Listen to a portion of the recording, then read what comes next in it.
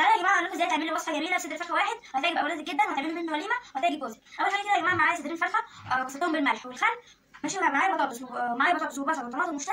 اول حاجه نبدا يا جماعه الفراخ هنقطعهم سوا كده يا جماعه. هعمل كده يا جماعه. بعد يا جماعه ما قطعت صدور الفراخ بالشكل ده غسلت الطماطم والبطاطس والشطه والبصل ماشي. هعمل كده يا جماعه وارجع لكم.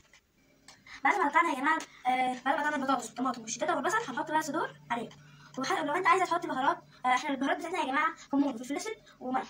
لو عايزه تحط 7 بهارات عادي، ولو عايزه تحط شطه حسب الرغبه. نحط كده يا جماعه.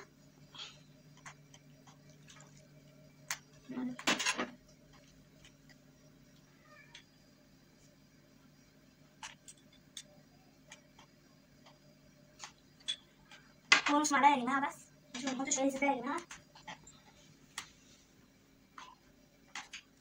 بالمعلقه.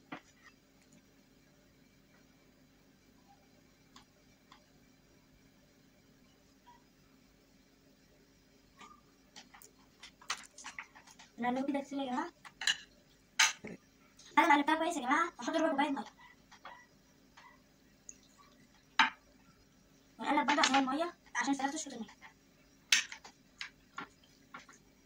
بعد يا جماعه ما قلبتها كويس يا جماعه هرجع احطها على النار واوريكم الشكل النهائي.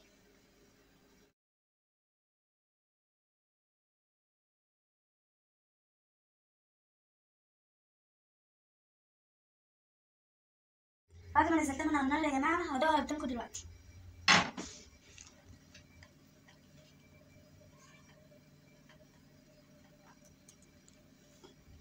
اوعى يا جماعه جربوها بجد.